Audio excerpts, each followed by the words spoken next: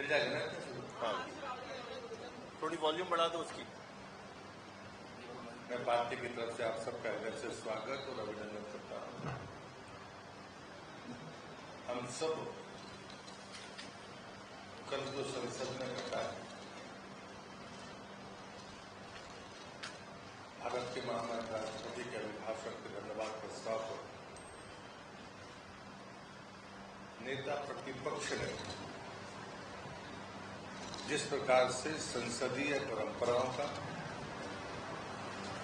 और नियमों का लगातार अपमान किया है, वो पूरे देश ने देखा है। लेकिन मर्यादा की सीमा तब पार हुई जब उन्होंने हमारी भारतीय संस्कृति को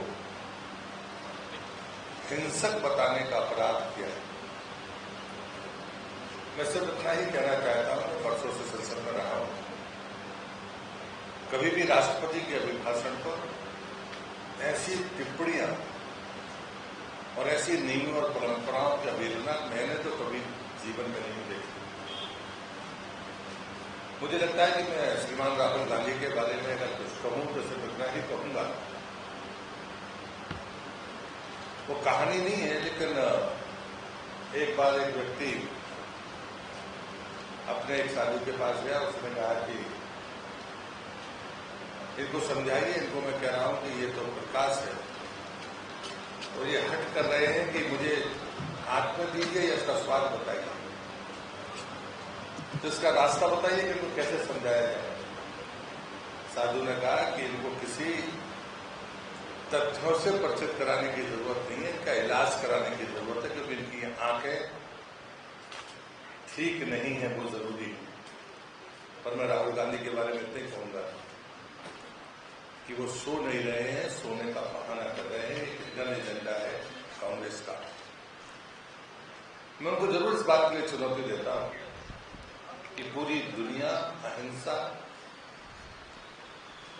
सद्भाव और वसुधैव कुटुंबकम के बारे में अगर किसी का नाम लेती है तो सनातन की परंपरा है। हमने किसी के बच्चों को दीवार में चुनवाकर अपने धर्म के बारे में चर्चा नहीं की।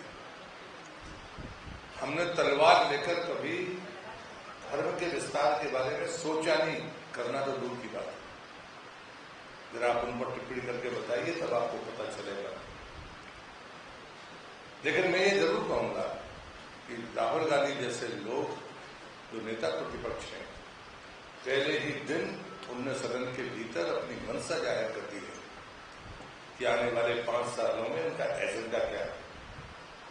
शायद देश की जनता ने सशक्त विपक्ष के नाते वोट दिया होगा कि सशक्त विपक्ष हो देश की संसद में, लेकिन वो हिंदू विरोध का अभियान बन जाएगा।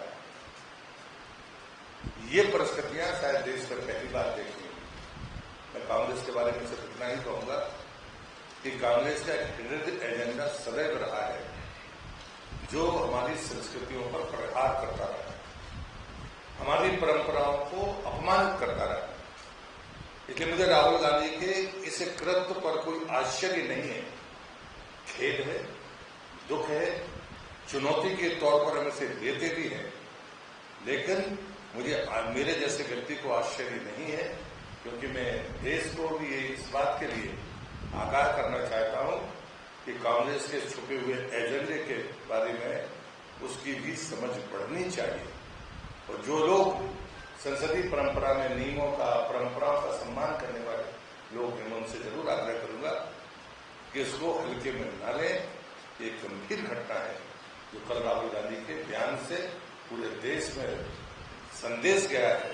वो संदेश बेहद खतरनाक संकेत है। और इसलिए मैं कहूंगा कि ऐसे व्यक्ति जो नेता प्रतिपक्ष के कुर्सी पर, आसंदी पर बैठे हुए, उनको इस बेलगाम व्यवहार के प्रति हम सबको सचेत होना होगा। कितना ही मैं इस अवसर पर कहूंगा। कोई बात अगर आपको पूछनी है जरूर जवाब